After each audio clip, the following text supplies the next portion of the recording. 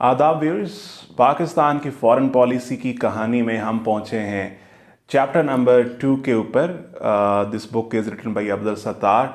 Chapter number 1 के अंदर हमने इमेजेस ऑफ पाकिस्तान के ऊपर बात की थी और अगर आपने वो नहीं देखा तो आप देख सकते हैं, डिस्क्रिप्शन में उसका लिंक मिल जाएगा। चैप्टर नंबर 2 के अंदर हमने डिस्कशन करनी है फॉरेन पॉलिसी की बिगिनिंग की।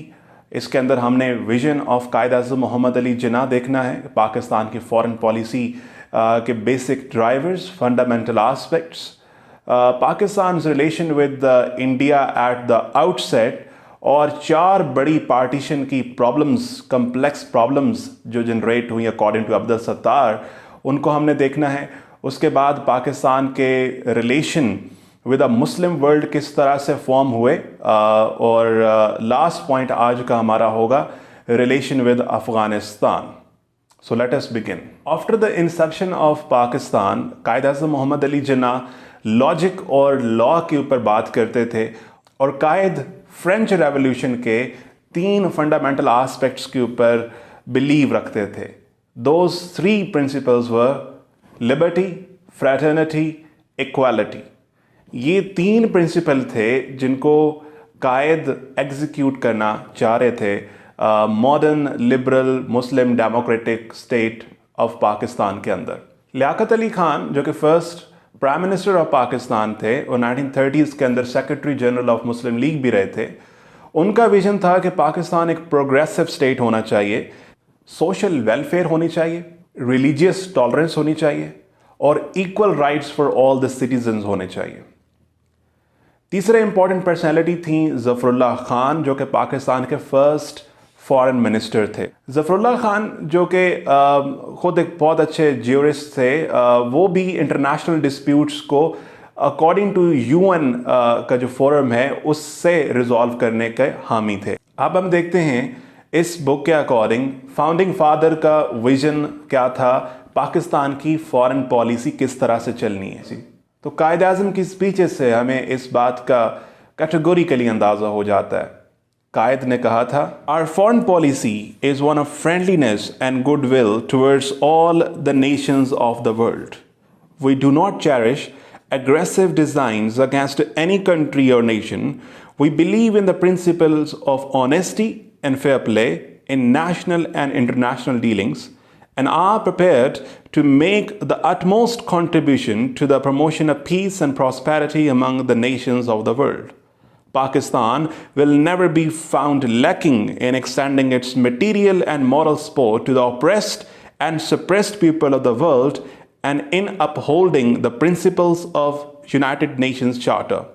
There is nothing that we desire more ardently than to live in peace and let others live in peace and develop our country according to our own lights without outside interference and improve the lot of the common man. ये concept था जिन्ना का जिसके अंदर वो live और let live के principal को adopt करने के हामी थे, पीस चाहते थे और पाकिस्तान की फॉरेन पॉलिसी बहुत आइडियलिस्टिक थी। फिर शुरू के अंदर पाकिस्तान को एक बहुत बड़ा चैलेंज था, चूंकि वर्ल्ड वॉर 2 के बाद यूएस और USSR were in conflict in cold war. Pakistan के फॉरेन रिलेशंस के अंदर यूएसएसआर या यूएस के ऑप्शन के ऊपर भी काफ़ी बहस चली।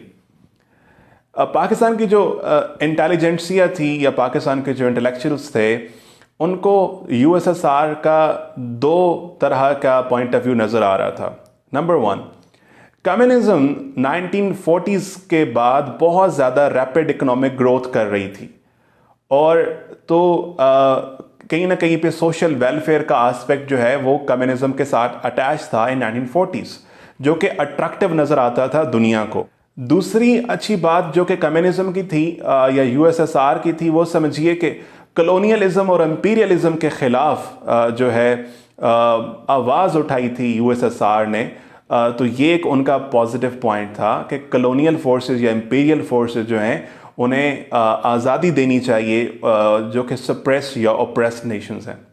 लेकिन जो डाउन साइड ऑफ कम्युनिज्म थी वो थी उसकी एथियस्टिक आइडियोलॉजी। अब पाकिस्तान चूंकि एक आइडियोलॉजिकल स्टेट बना था based on the principles of Islam, तो इस वजह से Pakistan could not by the arguments of communism.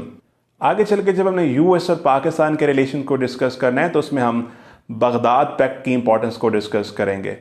उसके बाद इस चैप्टर के अंदर पाकिस्तान और इंडिया के रिलेशंस के ऊपर डिस्कशन हुई है। तो पाकिस्तान और इंडिया के रिलेशन के तनाज़ुर में कायद आज़म ने कहा था, Our object should be peace within and peace without. We want to live peacefully and maintain cordial relations with our immediate neighbors and with the world at large. एक और स्टेटमेंट में कायद आज़म ने कहा था, It is of vital importance to Pakistan and India as independent sovereign states to collaborate in a friendly way to jointly defend their frontiers both on land and sea against any aggression. But this depends entirely on whether India and Pakistan can resolve their own differences. If we can put our own house in order internally, then we may be able to play a very great part externally in all international affairs.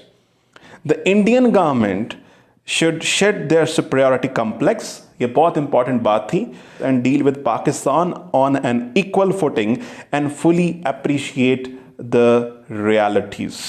तो कायद का जो fundamental aspect था वो यही था कि अगर आप इक्वालिटी और फेयर प्ले के ऊपर रिलेशंस को कायम करें तो दोनों के पास अच्छे मौके हैं कि वो पीस के साथ रह सकते हैं, और इंडिया को अब एक्सेप्ट कर लेना चाहिए पाकिस्तान को एज इंटरनेशनल एंटिटी।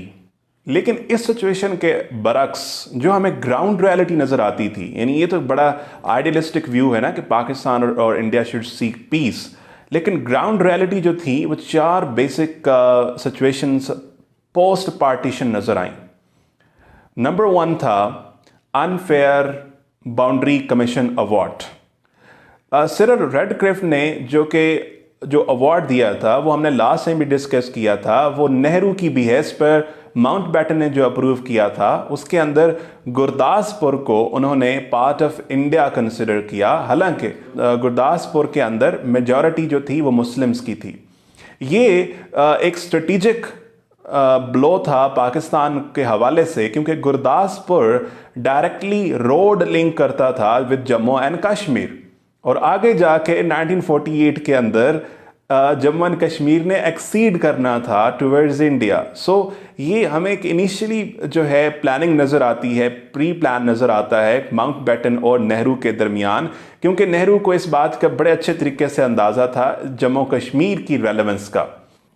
अब इस तनाज़ुर के अंदर शैडो ऑफ पार्टीशन जो कि पावर डिस्पैरिटी थी इन साउथ एशिया, वो बड़ी इंपॉर्टेंट थी, क्योंकि अगर आप सरदार पटेल की स्टेटमेंट को देखें तो सरदार पटेल ने कहा था कि new state is not viable and could not last. Sardar Patel ने कहा था कि जो ये नया स्टेट बना है पाकिस्तान, ये वाइबल नहीं है और शायद ये ज़्यादा देर चलने वाला भी नहीं है।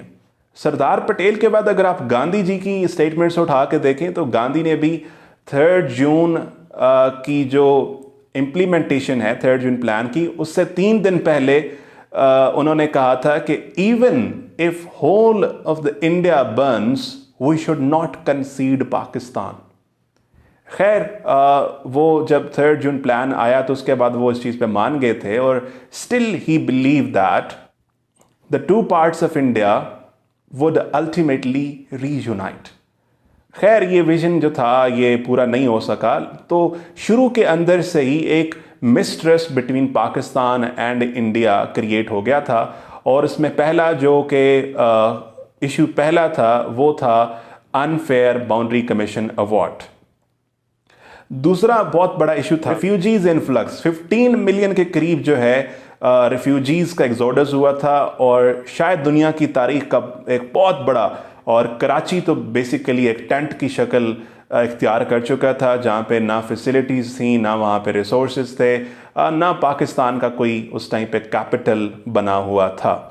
तो शुरू के अंदर जब एग्जोडस हुआ तो उसके साथ तीसरा इशू क्रिएट हुआ जो कि कम्युनल राइट्स थी। पटियाला के अंदर भी आपको आइडिया होता है, अब्दुल सत्तार ये कहते हैं कि 7 लाख मुसलमानों को अल्टीमेटली वहाँ से निकलना पड़ा था because of the extremist policies. Fourth issue था agreement on division of assets. Assets के मुताबिक पाकिस्तान का शेयर, जो सारे उन एसेट्स थे उनमें 17% पाकिस्तान का शेयर था। पाकिस्तान को जो 750 मिलियन रुपए का कैश ट्रांसफ़र होना था वो भी काफ़ी मंथ्स तक डिले हो गया। On the other hand Abdul Sattar ये लिखते हैं कि पाकिस्तान ने 90 फाइटर प्लेन्स जो कि इंडिया का शेयर था वो इंडिया को लौटा दिए थे। 1948 के अंदर इंडिया ने वाटर को भी कट ऑफ किया जो कि पाकिस्तान की इरिगेशन का मेन सोर्स था। तो पाकिस्तान जो है वो ना सिर्फ इकोनॉमिकली बल्कि जियोग्राफिकली भी प्रॉब्लम का शिकार हो चुका था। बात करते हैं जी पाकिस्तान के relation with the Muslim world at the outset. Khilafat movement के बाद भी जब Turkey as independent sovereign country जो है वो दुनिया के नक्शे के ऊपर आया तो उसमें एक बहुत बड़ा लीडर दुनिया में सामने आया। उसका नाम था मुस्तफ़ा कमाल अतातुर्क, मुस्तफ़ा कमाल पाशा की टर्की, जिनका आप आर्टिकल देखते हैं। तो जो मुस्तफ़ा कमाल हैं उन्होंने काफ़ी इंस्पायर किया कायद-ए-आज़म मोहम्मद अली जिन्ना को, और कायद-ए-आज़म ने उनको कहा था that he is the greatest मुसलमान इन द मॉडर्न वर्ल्ड। तो कायद काफ़ी इंस्पायर थे उनसे। तो ऑब्वियसली पाकिस्तान और टर्की के जो मरासिम थे वो भी अच्छे होने वाले थे। उसके बाद जो दूसरा बहुत बड़ा इशू था मुस्लिम वर्ल्ड के साथ आपको जो डील करना था वो था इशू ऑफ पैलेस्टीन। अभी रिसेंटली भी एक क्राइसिस क्रिएट हुआ था जब अरब वर्ल्ड जो है वो जोक दर जोक इजरायली सॉवरेनिटी को कबूल किए जा रही है, और जो अरब ब्लॉक है वो हमें टूटता हुआ दिखाई देता है when it comes to the issue of Israel. कई आवाज़ें हमें आती हैं कि सऊदी अरेबिया भी कहीं ना कहीं जाके जो है वो इजराइल के साथ उनके अच्छे तल्लुकात हैं और बैकडोर डिप्लोमेसी भी उनकी होती है, बैक चैनल उनकी टॉक्स भी चलती हैं, और यूएस का इन्फ्लुएंस बहुत ज़्यादा है सऊदी अरेबिया के अंदर।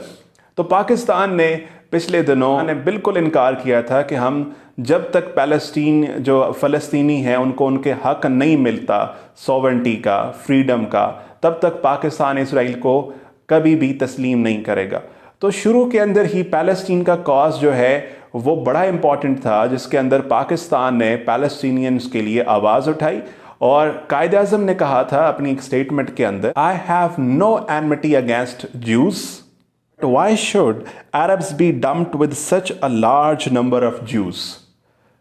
1947 के अंदर एक केबल भी जो कि उस टाइम पे ट्रूमन प्रेसिडेंट थे यूएस के, उनको भी सेंड किया था, और उस टाइम पे भी पार्टीशन ऑफ पैलेस्टीन के ऊपर पाकिस्तान ने काफ़ी एहतजाज किया था।